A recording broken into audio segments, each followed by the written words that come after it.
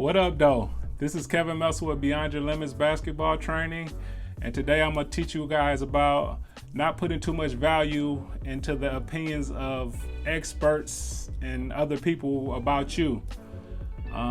Me growing up in Detroit, Michigan, I got cut from my high school junior varsity team 2 times, my freshman and my sophomore year.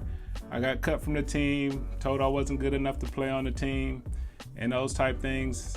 And the opinions of the coach really dampened my confidence at that point in time. But as I would learn later on that, your confidence is your biggest asset when you're out there trying to play basketball, trying to prove yourself, trying to get anything done on the court. Your confidence is key to how you play. And growing up, they had this magazine called the Prep Spotlight. And they used to rank all of the players in Michigan. I think it was a Midwest magazine in Michigan, Ohio, Indiana, and just the Midwest. But they used to rank all of the players in Michigan. And I got ranked in there. I was ranked really low. But, I was just happy to be in the book at this time. And I used to, over the summer, I used to come across all of the players. Well, not all of them, but most of the players that were ranked higher than me in Michigan, and we would play, and a lot of times I would outplay the player that was ranked ahead of me. But at that time, it never occurred to me that I was actually better than this player or that player. I would rationalize it by saying, maybe that person had an off day, or maybe they weren't really going that hard, because I valued the opinion of the experts. And since the experts said that this player was better than me, I kind of, accepted what they thought of me. Even though I might have outplayed that player, in my head, I wasn't thinking that, that I'm actually better than this player. But if you don't know my story, I ended up being All-State, one of the best players in the state my senior year. I went to junior college. I led the nation in scoring in junior college. Then I got a Division I offer to go to Wright State. I went to Wright State. I made all conference every year there. I was there for 3 years. I was only in junior college for 1 year. Went to Wright State for 3. It was all conference. I went overseas, had a 10-year professional career, mostly in Europe, in Germany, Spain, Italy, Belgium, just to name a few places that I played. But a lot of this wouldn't happen unless I switched my mindset. And this really didn't happen until I was in college. And when I was in junior college, I met my coach, Carlos Briggs, Coach Briggs. He probably helped my game more than anybody else in the career of my basketball career, because he instilled in me confidence. He believed in me a lot more than I even believed in myself. And so when I went to Schoolcraft Junior College, that's the junior college I went to. The junior college we were picked to finish last in our conference. Schoolcraft had been not a very good basketball school for a long time when I got there. And I remember going through workouts over the summer with Coach Briggs, and Coach Briggs pulled me into his office, and he asked me what were my goals for the upcoming season. I think I told him something like 15 points and 6 rebounds. I didn't have any goals to begin with, but I just felt that sounded good. I averaged like 19 in high school. Of course, college would be harder than high school. And so I told him maybe I think I could average about 15 points, about 6 rebounds, and 3 assists or something like that. And Coach Briggs laughed at me. And he just explained to me that, the way I've been playing over the summer and the things that I could do, there is no reason that I shouldn't lead the conference in scoring. And, up until that point, it never even came into my head that I could lead the conference in scoring or anything like that.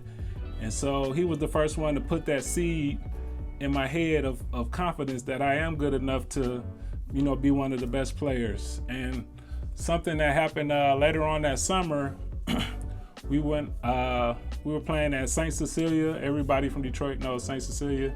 It's a summer league that, a lot of pros come back and play, and everybody that plays basketball in Detroit plays down at St. Cecilia.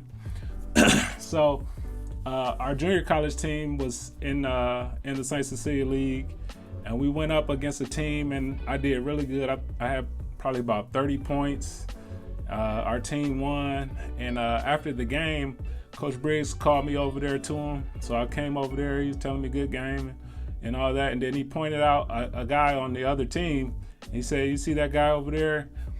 I'm like, "Yeah, I see him." And he was like, "That guy was MVP of the league we're in last year, and he got a scholarship to go to University of Detroit Mercy, and he was the best player in this league last year, and you just dominated him." And at that point, I don't know, my confidence was just really, really growing. I mean, I was looking down, and I was like, man, I was really confident at that time. I was like, I'm definitely better than him. And this is the guy that was the MVP of our conference last year, and he's playing Division I basketball this year. And so another point along the story, maybe one of the first games of the year, I think it was like the second game of the year, we played Lansing Community College, and they had a guy that I think was the third ranked small forward in the nation for junior college players.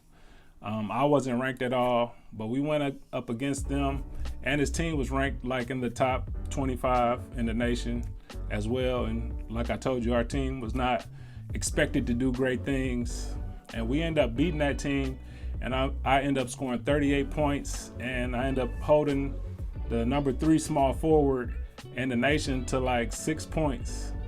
And like at that point, it kind of like clicked for me. It was like, man, if this guy is ranked 3rd and their team is ranked one of the best teams, and I just completely dominated the whole game and we won, I was thinking the sky's the limit. And from there on, I played really well. I ended up leading the nation in scoring ahead of guys like Steve Francis and Sean Marion. If you're familiar with those guys, they played in the NBA. And it was just, my confidence just grew so much. And at that point, I really didn't listen to a lot of the outside chatter of people telling me that, this player is better than you, or, these rankings and all that stuff. It really don't matter. All that matters is on the court, in between the lines, the jump ball go up, who's going to get the better of who. And so that's where you prove it. It don't matter what this person said or that person said. When they throw the ball up, you got to prove it. And so that's really the point of this whole video, is don't worry about what the experts say, because nobody knows your heart. Nobody knows how hard you're working. Nobody knows you're getting up at 5 o'clock in the morning, running for conditioning and doing drills. Only you know that. And so they really can't judge somebody's heart or their confidence. And it's those intangible things that make a player really a lot better than their physical attributes might say. They can measure how fast you can run, how high you can jump, but they can't measure your heart. And that's a big thing, because it's a lot of players that have similar skill sets, but their heart and their drive and their confidence, that's what separates one from another. That's what separates superstars in the NBA from all-stars. Their skill sets might be very similar, but it's their confidence and their heart and their drive. That's what separates one from the other. So just make sure that you have a lot of confidence in yourself. I also want to tell you another story. I don't want to make this all about me and my experience with not listening to the experts, but I'm sure you've heard of Bill Russell. If you're watching this video and you're trying to get better at basketball, Bill Russell is one of the greatest winners in the history of the NBA. He won 2 college championships at San Francisco University. He won a gold medal. He won 11 championships in the NBA. 2 of those, he was a player coach. And so he's won on a level that few people can ever even imagine.